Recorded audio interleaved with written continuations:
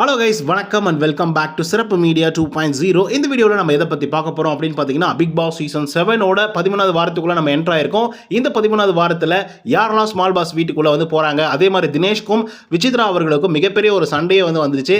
அதுக்கான ரீசன் என்ன, அவங்களுக்குள்ள ஏன் பிரச்சனை வந்துச்சு அப்படிங்கிறத பற்றியும் டீட்டெயிலாகவும் விலாவரியாகவும் வந்து பேச போகிறோம்.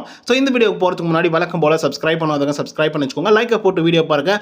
வாங்க இன்று வீடியோக்குள்ளே வந்து போகலாம். இது 13வது வாரம், அதனால் வந்து பயங்கர டஃப்பான காம்படிஷன்லாம் இருக்கும் அப்படிங்கிறது நமக்கு தெரிஞ்ச ஒரு உண்மை தான். ஆனால் காம்படிஷனுக்கெல்லாம் முன்னாடி நாமினேஷனை வந்து வச்சுட்டாரு பிக் பாஸ். ஸோ நாமினேஷன்லேயே முதல்ல அடிச்சுக்கோங்கடா அப்படிங்கிற மாதிரி இந்த நாமினேஷன்லேயே விஷ்ணுக்கும் மாயாவுக்கெல்லாம் மிகப்பெரிய ஒரு சண்டை வந்துச்சு. விசித்ராவுக்கும் தினேஷ்க்கும் பயங்கரமாக சண்டை. ஸோ இந்த மாதிரி பல சண்டைகள் வந்து பார்த்தீங்கன்னா நாமினேஷன்லேயே வந்திருக்கு. அது ஒன்றும் லைவில் வரல, வந்துச்சு நான் கண்டிப்பாக அப்டேட் பண்ணுறேன். ஸோ இப்போ ஸ்மால் பாஸ் வீட்டுக்கு போகக்கூடிய 4 பேர் யார் அப்படின்னு பார்த்தீங்கன்னா, விசித்ரா, ரவீனா, மணி மற்றும் விஷ்ணு அவர்கள். இந்த வாரத்தை பொறுத்தவரையிலும் பிக் பாஸ் அவர்கள் மிகப்பெரிய ஒரு ட்விஸ்ட் வச்சிட்டாரு. அது என்ன அப்படின்னு பார்த்தீங்கன்னா, ஸ்மால் பாஸ் வீட்டை பராமரிக்கிறதுக்காகவும் குக் பண்ணுறதுக்காகவும் 3 பேர் தான் போகணும் அப்படிங்கிற மாதிரி வந்து சொல்லிட்டாரு. அந்த 3 பேர் வந்து யார் அப்படிங்கிறத நீங்களே பேசி டிசைட் பண்ணி சொல்லுங்கள் லிவிங் ஏரியாவில் அப்படிங்கிற மாதிரி வந்து சொல்லிட்டாப்ல. ஸோ இதன் காரணமாக முதலில் அதாவது தேர்ந்தெடுக்கப்பட்டது யார் அப்படின்னு பார்த்தீங்கன்னா, அர்ச்சனாவை நிறைய பேர் வந்து ஓட் பண்ணாங்க. அதே மாதிரி விஷ்ணுக்கு வந்து சொன்னாங்க, அதே மாதிரி விஜய்க்கு சொன்னாங்க, தினேஷ்க்கு சொன்னாங்க, விசித்ரா மேமுக்கு அதிகப்படியான பேர் வந்து சொன்னாங்க. பட் ரவீனா மற்றும் மணி இவங்க 2 பேருமே வந்து வில்லிங்கில் இருந்தாங்க, நாங்கள் போய் வந்து சமைக்கிறோம் அப்படிங்கிற மாதிரி அவங்க 2 பேரை வந்து ஏற்றுக்கிட்டாங்க. அர்ச்சனா வந்து பார்த்தீங்கன்னா, போகவே மாட்டேன், என்னால் முடியவே முடியாது, இங்கே நான் என்ன பண்ணாலே குறை சொல்கிறதுக்கு ஆள் இருக்காங்க, ஸோ அதனால் வந்து நான்லாம் குக்கிங் எல்லாம் போக மாட்டேன்பா அப்படின்ற மாதிரி வந்து சொல்லிட்டாங்க. அவங்க வந்து பேக் அடிச்சிட்டாங்க. ஒரு சிலர் வந்து பார்த்தீங்க அப்படின்னா, இல்லை நீங்கள் போங்க, போய் தான் ஆகணும், நீங்கள் லாஸ்ட் வீக் வந்து சும்மா தான் இருந்தீங்க அப்படின்னு சொல்லிட்டு ரவீனா கூட வந்து சொன்னாங்க. ஸோ அதனால் அர்ச்சனா ஒரு பக்கம் வந்து கோவப்பட்டாங்க. அதுக்கப்புறம் அவங்க போகல அப்படிங்கிற மாதிரி சொல்லிட்டாங்க. அதுக்கடுத்து விசித்ராவுக்கும் தினேஷ்க்கும் ஒரு மிகப்பெரிய சண்டை வந்துருச்சு. ஏன்னா தினேஷ் அவர்கள் விசித்ராவை நாமினேட் பண்ணாங்க. ரீசன் என்ன அப்படின்னு பார்த்தீங்கன்னா, நல்லா சமைப்பாங்க, இருக்கிறது 3 பேர், ஸோ சமைக்கிறதுக்கு வந்து கரெக்டான ஆள் இருந்தாங்க, கரெக்டாக சமைச்சிருவாங்க அப்படிங்கிறது ரீசனுக்காக அவர் சொன்னதாக அவரே சொன்னார். ஸோ இதில் வந்து பார்த்தீங்கன்னா, விசித்ரா வந்து நானெல்லாம் போக மாட்டேன்பா, என்னாலாம் முடியாதுப்பா, நான்லாம் முடியாது, என்னால் முடியாது அப்படிங்கிற மாதிரி வந்து சொல்லிட்டாங்க. இதனால் வந்து பார்த்தீங்கன்னா பயங்கர காண்டானது மட்டும் இல்லாமல் எல்லாரும் நாமினேட் பண்ணுறாங்களா, நீங்கள் போங்க சமைங்க அப்படின்னு சொல்லி தினேஷ் கேட்டோடனே இவங்க பயங்கர காண்டாயிட்டாங்க.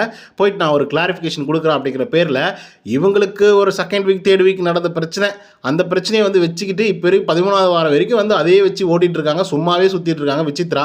ஆக்சுவலாக சொல்ல போனால் லாஸ்ட் வீக்கில் வந்து எதுவுமே பண்ணல, சும்மா தான் இருந்தாங்க, கான்ட்ரிபியூஷனே கம்மியாக தான் இருந்துச்சுன்னு அர்ச்சனா கை காமிச்சாங்க.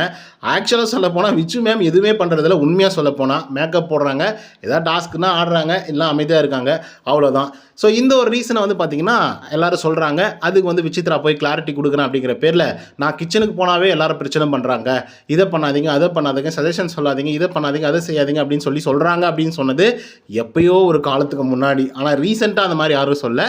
ஸோ இவங்க என்ன பண்ணிட்டாங்க, விசித்ரா சில விஷயத்தை வந்து ஓப்பன் பண்ணிட்டாங்க. என்ன விஷயம்னா, கூல் சுரேஷ் அண்ணா இருக்கும்போது அப்படி தான் வந்து பண்ணார், அவர் வந்து பார்த்தீங்கன்னா என்னை கிச்சனுக்குள்ளே விட மாட்டார், தப்பாக பேசுவார் அப்படிங்கிற மாதிரியும், தினேஷும் அதே மாதிரி தான் ஒரு சின்ன சக்கரை மேட்டரில் ஏன்னா வந்து இது பண்ணிட்டாரு அப்படின்னு சொல்லிட்டாங்க. அதனால் வந்து பார்த்தீங்கன்னா தினேஷ் விடுவாரா, தினேஷோட பேரை வந்து எடுத்ததுக்காக நான் ஒரு விஷயத்த சொல்கிறேன் அப்படின்னு சொல்லிட்டு அவர் ஒரு பக்கம் கிளின்னு கிழிச்சாப்புல. உங்களுக்கு சமைக்க விருப்பம் இல்லைன்னா சமைக்க விருப்பம் இல்லைன்னு சொல்லிடுங்க, எங்களால் முடியாதுன்னா முடியாதுன்னு சொல்லிடுங்க. ஒவ்வொரு வாரமும் இதே ரீசனை வந்து நீங்கள் சொல்லிட்டு இருக்கீங்க. இப்போ வரைக்குமே அந்த சக்கரை நீங்கள் எடுத்து சாப்பிட்டீங்களா இல்லையா அப்படின்னு சொல்லிட்டு ஒரு கிளாரிட்டியை கொடுக்காம இருக்கீங்க.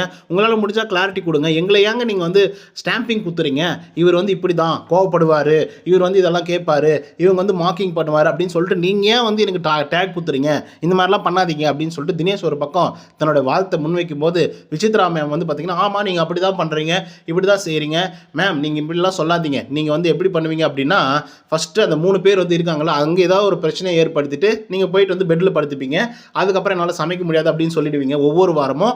அதுதான் நீங்கள் இப்போ வந்து ஃபாலோ பண்ணுறீங்க. இப்போ இருக்கிறதே 3 பேர் அப்படிங்கிற பட்சத்தில் வந்து நம்மளால் வந்து ஃப்ரீயாக இருக்க முடியாது அப்படிங்கிற பட்சத்தில் நீங்கள் இந்த மாதிரி வந்து ஏதோ ஒரு விஷயத்தை வந்து கிரியேட் பண்ணி, இல்லை என்னால் சமைக்க முடியாது அப்படின்லாம் கதையெல்லாம் விடாதீங்க, போய் சமைங்க, எல்லாரையும் ஒரு தலபட்சமாக தானே வந்து தேர்ந்தெடுத்தோம், நீங்கள் மட்டும் என்னங்க நீங்கள் இப்படிலாம் பண்ணுறீங்க அப்படின்னு சொல்லிட்டு தினேஷ் வந்து இது பண்ணார். அதுக்கப்புறம் வில்லிங் நாங்கள் இருக்கோம் அப்படின்னு சொல்லிட்டு என்ன பண்ணிட்டாங்க, மணி, ரவீனா, அதுக்கப்புறம் விஷ்ணு 3 பேர் வந்து போனாங்க.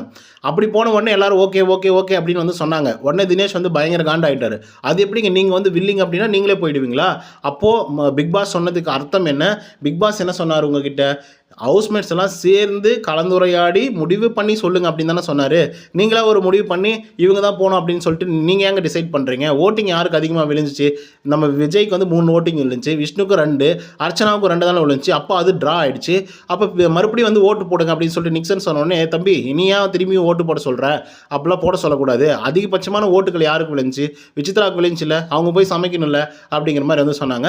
உடனே விசித்ராவுக்கு கோவம் வந்து, சரி ஓகே நானே போய் சமைக்கிறேன்பா, ஆனால் ஒரே ஒரு ரிக்வஸ்ட்டு, அது என்ன அப்படின்னு பார்த்தீங்கன்னா, எனக்கு இன்னொரு ஆள் வேணும், அதாவது 4 பர்சனாக வேணும், அவங்க வந்து ஹெல்ப் பண்ணணும் எனக்கு, அப்படின்னா நான் வந்து சமைக்கிறேன், இல்லைனா என்னால் முடியாது அப்படிங்கிற மாதிரி ஒரு ரிக்வஸ்ட் பண்ணாங்க. அதுக்கப்புறம் பிக் பாஸ் வந்து பார்த்தீங்கன்னா ரிக்வஸ்ட்டை அக்செப்ட் பண்ணி இன்னொரு ஆளையும் சேர்த்துக்கோங்க அப்படின்னு சொன்ன உடனே மணி, ரவீனா, விசித்ரா அண்ட் விஷ்ணு 4 பேர் வந்து ஸ்மால் பாஸ் வீட்டுக்கு வந்து போயிருக்காங்க.